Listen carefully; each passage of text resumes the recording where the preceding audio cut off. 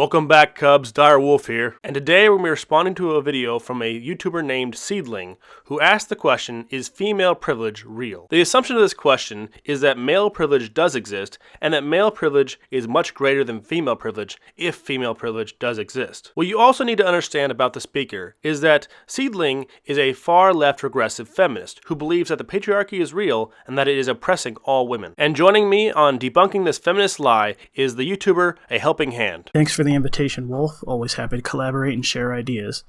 These regressives are often best not faced alone, if for nothing else than to retain an anchor of sanity at the shores of reality. And I've seen this particular regressive before, so I know we're in for a fun-filled evening of mental gymnastics. Well, I'm glad you're able to join us for this video. Let's see what Seedling has to say about male and female privilege. Hey, y'all. Hey. You know, I gotta hand it to some of these feminists. While their arguments are garbage, at least they have the decency to advertise it beforehand by matching their stereotypes to the letter. What is violently purple hair these days, really, other than a scalp-mounted trigger warning? This is another video I'm doing in a series with Everyday Feminism, which is a website dedicated to helping you stand up to and break down everyday oppression. I think you mean to say a series that educates you on how to be a perpetual victim and how to identify and overreact to imaginary oppressions in your life. Because when there is no real oppression to complain about, manufactured problems are just as effective in providing momentum to the feminist complaint train. All aboard! And in this video, I want to discuss the question of female privilege. So to be clear, I'm not in this video talking about cis privilege, that is, the privilege that cisgender people have in a society which oppresses trans and gender non-conforming people. And I have a hunch you're going to downplay the privileges and power that women have in our culture and upplay the power and privileges that men have in our culture. I'll bet you want equality in every place where men have an advantage, but you don't want equality in every place that women have an advantage. Oh, that's exactly what she wants. You can tell that's what she wants just from her insistence on clarifying that she literally means female privilege and not cis privilege, as if the idea of women having privilege in any capacity is so ludicrous by default. I'm talking about something different, something I'm often asked about, or frankly told about in my comments section, and that is the elusive female privilege. And by elusive you mean identifiable, measurable, tangible, and observable, right? Elusive, she says. You know, if that Wildberry Skittles landslide atop your skull and your completely unnecessary clarification weren't already indication enough, I think this word you're using tells us all we need to know about just how dismissive you plan on being. And in record time, too. Well before you made an actual point. Good job. Golf clap. Golf clap.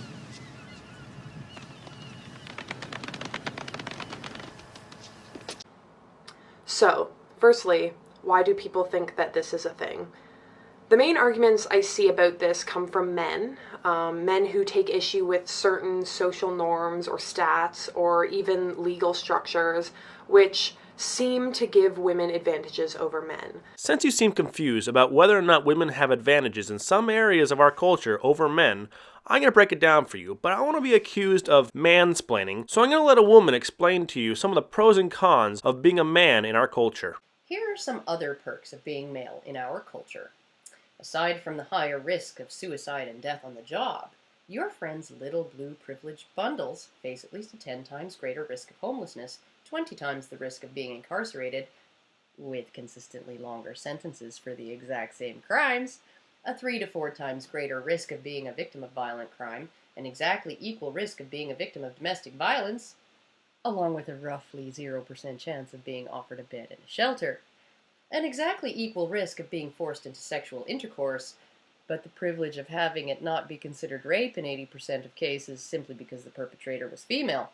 Twice the risk of having a spouse initiate the divorce, 20 times the risk of losing custody of the children upon said divorce, and a higher death rate with respect to 14 of the 15 leading causes of death, leading to a lower life expectancy, and the understanding that despite all this, roughly 8 to 100 times as much public money will be spent on the health of the opposite sex. Men and women are very clearly not treated equally in our culture, and it is very disingenuous to claim that male privilege is a real thing, but that female privilege is not. Gotta love Karen Strawn. She's pretty consistently the golden standard for women who take issue with being infantilized by this feminist victim narrative, of which there are no small number. And while I could add to that list, I've no doubt Skittles here is going to give me plenty of opportunity to do just that very soon. You're making my job very easy, Wolf. So think, for example, of the very often cited stat about women being more likely to receive custody of children in a divorce case. On average, over 80% of women receive custody of their children in a divorce. And let's not forget the feminist tender years doctrine that Caroline Norton used to set this biased standard 144 years ago. Not to mention how easy it is for a woman to sway a judge's decision in these cases with crocodile tears and empty claims of abuse. These kinds of perceived inequalities. Again, you use the word perceived. You mean to say identifiable, measurable, tangible, and observable. You're attempting to magnify the struggles of women and to minimize the struggles of men. This is a dishonest manipulation of language that I will not ignore. It's also a blatant disregard of hard data that directly contradicts her implication of these privileges being imagined, which is the predictable first step of the dismissive feminist. So next, she's undoubtedly going to use apologetics and weak justifications that paint women as victims even when they're benefiting, a la positive discrimination and benevolent chauvinism. Are often told to me as proof that women have privilege in their being women. That being born a woman means that we will have it easier than men in a lot of ways. It will be easier for you in some ways to be born a woman, as it will also be harder for you in some ways. Just like it is easier for some ways for men and harder for some ways for men. You're comparing apples to oranges. Men and women are different, and they are not equal in all ways. And there's the opportunity I said would come along, so let's take advantage of it, shall we? It's easier to be a girl on the playground, as you will be excused from the otherwise rough-and-tumble machismo pissing contest due to the still prevalent don't hit girls even when they hit you double standard. It's easier to be a young woman in school due to the fact that public school formats were revamped decades ago to align more with the female way of learning, and you now have a markedly higher graduation rate to show for it. It's easier to be a woman in college, because there are still scholarships and Title IX policies exclusive to your sex, even though you have been the majority of students and graduates for a good while now. Plus, nobody in those hallowed halls is inhibiting your development with the constant demands that you check your privilege or unlearn your toxic femininity. Just to mention a few. You know, because people hold doors for us and pay for our dinner. Privilege, right? Wrong. And here's why female privilege is not as straightforward as many men would like you to think. And I think if you opened your mind to the male perspective, you might realize that male privilege is not as straightforward and oppressive and evil as you say it is. And by the way, those examples you just used of holding doors and buying meals are examples of a word that I know you know all too well. Chivalry. A now 9 centuries old standard of battle etiquette which originally had little to do with women except for those little caveats which were supposed to speak to the gallantry of a proper knight. And isn't it funny that those caveats favoring women were the only parts to stand the test of time up to the modern era, to the point where we have actually forgotten what the word chivalry means. Horsemanship. It's derived from the old French version of the word cavalier, chevalier. Even when killing each other over territorial disputes, we still somehow manage to make it all about women. And yet you have the audacity to claim that you have no inherent privilege when you are born with a vagina. The first thing is, what is perceived as female privilege usually refers to some benefit in the private or domestic sphere. So yes, maybe we do have to pay for dinner dates less often due to social norms. Norms we did not create, I might add. False. See, society is made up of both men and women, and society as a whole is what helps develop those gender norms. Women and women's opinions are not without social influence and power. It's women's attitudes towards picking men who show themselves to be great providers and who cater to their needs the most that create and reinforce behaviors such as paying for dinners and opening doors. Men did not get together in a meeting and say, we're going to treat women like less than men by opening doors for them. Men just realize it's the men who do those behaviors who get the girl. You can't blame men for behaviors that you reinforce. And while we're at it, I'm not going to let that private or domestic spheres comment slide, because it's a flat dismissal of all of the institutional privileges you have as well. There is nothing private or domestic about the fact that no military in history has ever required your sex to sacrifice themselves on the battlefield. There is nothing private or domestic about the standard of allowing women to abandon a burning building or sinking ship ahead of men. And there is nothing private or domestic about social venues hosting special nights where your sex drinks free as an industry standard because your mere presence brings in paying customers. Yes, we often receive custody of children, also due to social norms surrounding motherhood and domestic labor, which we did not create and which do not serve women well in a larger sense. Women have a psychological and physical advantage to being better caretakers for children. This gender norm is enforced by a biological truth that I know you wish you could ignore. And I refer you back to the Tender Years Doctrine, a piece of legislation authored by a feminist of her day, specifically decrying men as nurturing caregivers of children and proclaiming women as the rightful holders of that particular title. You very much did create these standards, both socially and legally, and have been lobbying to keep them in place ever since. But your movement has lost so much perspective that you can't even keep tabs on the bullet points of your own collective agenda anymore. I suppose that's what happens when feminism abandons any semblance of an official leadership structure in exchange for more personal interpretations. Yes, we are not as easily deemed predators when we attend a children's playground. This seems to come up a lot for men's rights activists. I would also attribute that to social norms regarding how normal it is in society for a woman to spend time with her children over a man. I'm not saying it's right or better that women are assumed to be better at parenting or less predatory, or that we should never pay for dinner. None of those things. In fact, it hinders equality for all genders to maintain these norms which push us into these neat little boxes in which we don't all fit.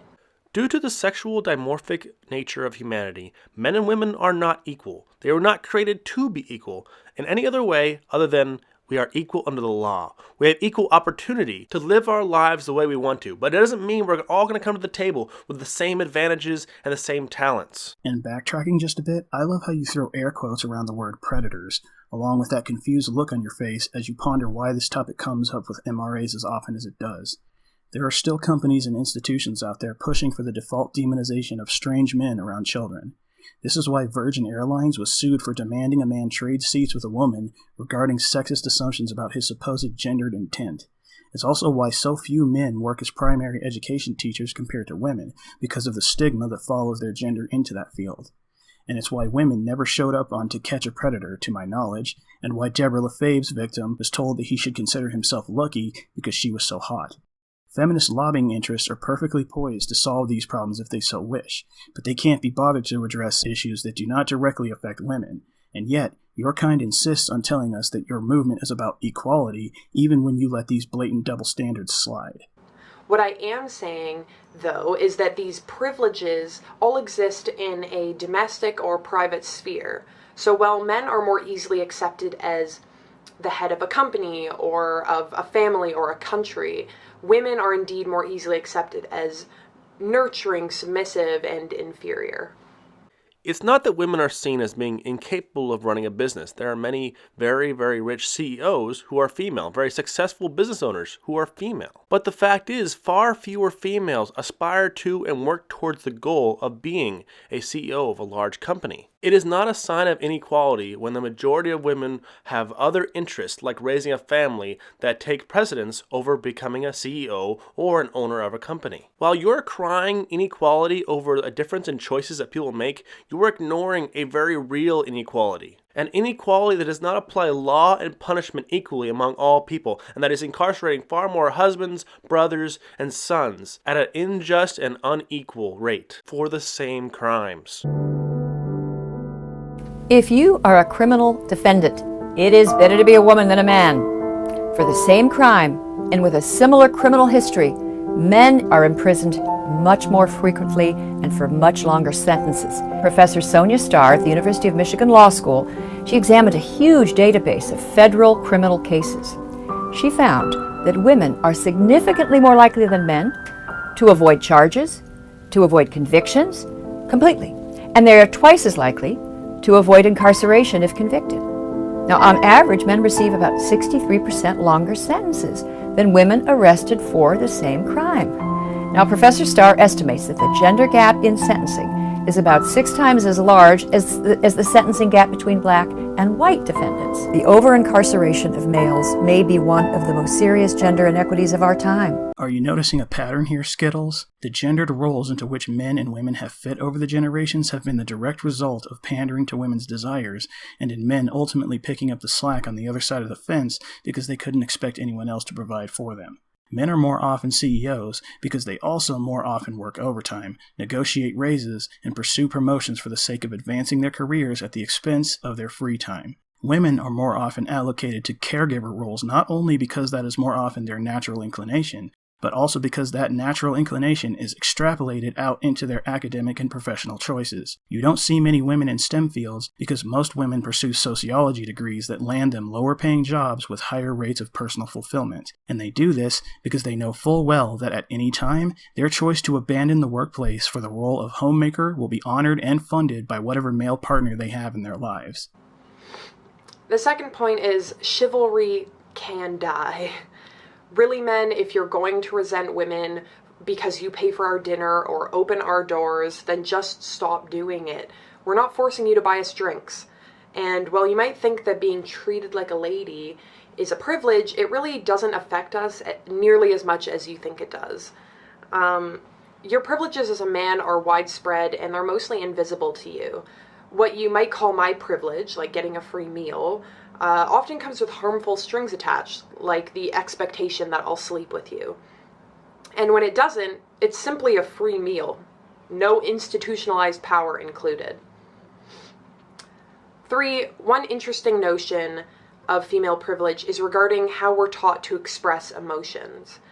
Women, it's true, are not chastised in the same way that men are when we show signs of weakness or emotions. But this is a result of patriarchal norms regarding what makes someone a real man. These are not norms that women created, and in fact, they use women and femaleness as the ultimate negation of manhood.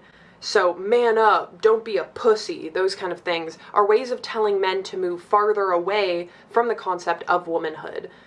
So to remove anything weak about them, because women equal weak and emotional, and men are not allowed to be either of those things and still remain men under patriarchy. It is not an imaginary patriarchy that is forcing men to be more masculine. It is based on the fact that through the development of our species, those masculine attributes were advantageous. They are an advantage for the warrior and protectors of our species. They are a benefit to the hunter and provider of our species. And they are attributes that have attracted the females of our species. Because of the survival of the fittest, the aggressive, the independent, these masculine roles have been propagated and reinforced in our culture. They are not bad. They exist because they are good for our species. First of all, you seem to have the massive misconception that you are speaking on behalf of all women concerning your perception of chivalry, when you are really only speaking for yourself and the other salty feminists out there. Mark my words, a cursory glance over many women's profiles on dating sites will tell you that many of them still very much expect to be taken care of and provided for. And as a man who has tried to go Dutch on dates before, I can tell you that it usually doesn't go over well. Second, there is no expectation for you to sleep with us. Admittedly, there is a hope that you will, yes, but we know that a free meal alone is not enough to guarantee it, and so do you. Because if it was, we wouldn't also go through the motions of taking you to the most expensive restaurants, dressing in a way that's appealing to you, driving a car that you like, or providing whatever other measures of atmosphere and pleasantries you have become accustomed to as women in the Western world. And unlike sex, these things are very much expected of men, and failure to meet these standards can at any time be considered a deal breaker. Yet if you refuse to sleep with us for any reason, and we react badly to it, it will be we who are considered out of line, not you. And regardless of how bad we take it, rape laws are still there to protect your decision despite the nuances of whatever social contract you just broke. Women are well aware of this, and as a result, there is no shortage of women in the world who will agree to go out with a man simply to get a free meal. And third, no, a woman's encouragement to show her emotions and a man's discouragement of the same behavior are in no way the result of any nefarious patriarchy. They are the result of instinct. A man actually has a visceral need to protect and care for a woman, a need that he cannot satisfy if he is too weak to do so. And historically speaking, the willingness to challenge violent confrontation has long been a necessity if we expect it to be effective in it. It is only very recently that we have mastered our environment such that violence will most often not be necessary to protect and provide. And there is actually data supporting these facts, unlike the patriarchy you feminists constantly point to yet cannot quantify. Women are allowed to be strong and are encouraged to be so, but men must be strong and can expect to die if they are not. And one more thing. Your callous dismissal of a free meal as just a free meal just goes to show how spoiled and privileged you really are. Food is the essence of what keeps our biology ticking, and there are a lot of people in this world who aren't even sure what their next meal will be, where it will come from, how clean it will be, or what they'll have to do to get it. Yet you scoff at a free meal as if it's as paltry as finding a lucky penny on a stroll through a park. So this is a harmful notion that both reinforces women as a lesser gender and asks men to carry an unfair burden in order to maintain their manhood. No one wins in this scenario. And finally, female privilege is having no pressure to be the sole or primary breadwinner in the family. I'm told this one a lot too. The perception that women can just rely on their husband for monetary support is harmful to both men and women. For men, it reinforces the social norm that men have to be the breadwinner in the family. This is obviously a lot of responsibility, and not living up to it can lead to other social stigma, which is unfair and unhelpful. For women, it actually can mean structural bias against us. So women are perceived as the homemaker and are therefore looked over for jobs and promotions because of this notion that we can just rely on our husband's salary. No one wins in this scenario? Wrong. Women win in this scenario, because there are countless safety nets to make sure that women are protected and provided for, and your aspirations are ventures of personal fulfillment, not necessities to survival. To see examples of this, you need look no further than the staggeringly higher male homelessness, murder, and suicide rates. And not only can women rely on men for financial support, they can also legally dismantle and absorb the life of a man who refuses to comply with this responsibility by divorcing him and taking him to the cleaners in alimony. Most alimony cases are filed and won by women against men. And if you look into the history of these laws as far back as the mid-19th century, it was even worse for men, because all a woman would need to do is accuse a man of failing to deliver on a promise to marry her, along with 2 witness testimonies that could easily be fabricated in order to financially consume him without any marital commitment beforehand. I also don't think you understand why it is a social norm that men be the primary breadwinner in a relationship. It is not arbitrary. The majority of women want to have kids at some point during their life. However, it's very financially difficult to be a single parent, whether you're a man or a woman. So for most women, if they want to be financially stable and have a good environment for the kids, they have to depend on a man. The marriage is supposed to be a mutually beneficial agreement. It provides the best financial stability while still having kids. Men being required to be the breadwinner of their family is not a social construct, it is a practical requirement. For the vast majority of women who spend more time off and work fewer hours so they can take care of their children. And since time off is actually a practical requirement of giving birth, which is something only women do, it makes sense that men will focus on their careers so they can support the wife while they are doing this. Your mythical, all-powerful patriarchy wouldn't have devised a plan to make men work harder, longer hours to support women if it secretly despised and devalued women. It's quite the opposite. It's far more logical to say that women are far more valued and shown preferential treatment in our culture. And this perceived privilege actually hurts women who are career-driven, because studies show that companies are less likely to hire a female candidate due to the perceived risk of them getting pregnant and needing to go home and nurture the child. So even if we don't want kids, our status as women means that we are assumed to be that nurturing stereotype, which might just decide to stay home and stop working. And that works against us as women. So female privilege is ultimately a surface privilege. It might give women some small benefits like free food or the ability to cry in public without it threatening our womanhood, but it doesn't hold any real structural or substantial power. We are placed on a pedestal due to stereotypes surrounding us as the fairer, gentler sex. And though we might seem privileged above men in some respects, this pedestal does not lend itself to the many varied lives that women want and deserve to live. Some of us want children and to stay home. Others want high-stakes careers and no kids. This pedestal you've got us on leaves us very little room to express our sexuality freely or want really anything outside of the norms we've been told our whole lives. You drone on about what women want, yet never once do you give even the slightest consideration to what men want. Do you think if it weren't for the responsibility to women forced onto them by society, men would want to spend so many of their waking hours toiling away at soul-sucking office jobs?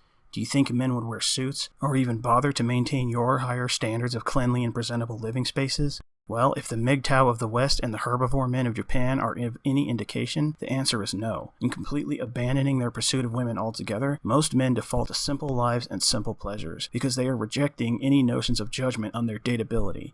Part-time jobs, small living spaces, used cars or no car at all, and lots of video games. and the media response to this has been to chastise men and urge them to return to the workforce and to try to remind them of the satisfaction they receive in taking responsibility for someone other than themselves.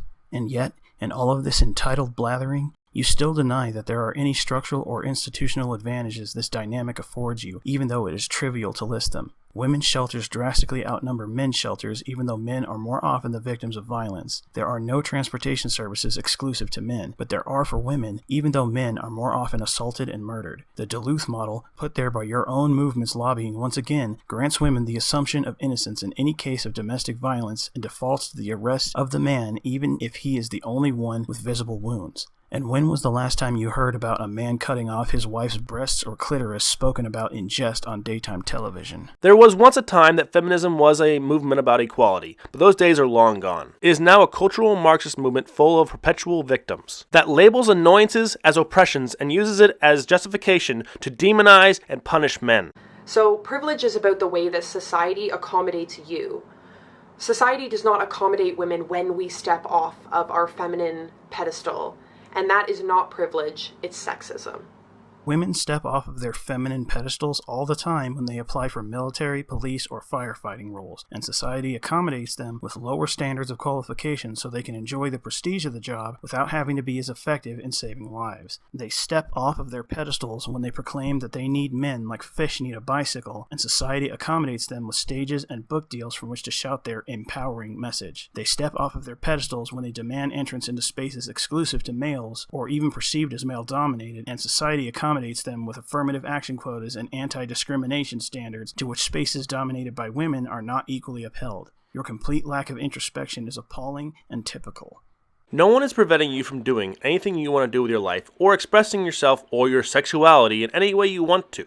Women with sufficient drive and talent can do anything a man has done. Yes, some things are easier for men, just like some things are easier for women. This is because men and women are not equal in all areas. Because of this, you cannot force men and women to have equality of results. When you compare stats like how many men and women are in the STEM fields and what is the average income of men and women, you're comparing apples to oranges because they have different situations that they're in. Like, just because less women are applying for the STEM fields does not imply an implicit bias. Just because women on average work less hours than men because they also take care of a family doesn't mean that wages are unfair. It doesn't make sense to go to college for a communications degree or a women's studies degree and then complain that you're not a CEO of a Fortune 500 company. However, when you compare jail sentences for men and women with similar rap sheets for the same crime, you're comparing apples to apples. You complain so much about how not enough women are the CEOs of large companies when you yourself are not qualified. But when it comes to the inequality of how many men have died for your freedom to be such a dumbass, you don't want that equality. You only want equality in men when it benefits you. Thank you very much, Hans, for helping out with the video. Cubs, if you haven't already checked out his channel, please check it out. The link is in the description. And please remember, feminism is cancer. Direwolf out.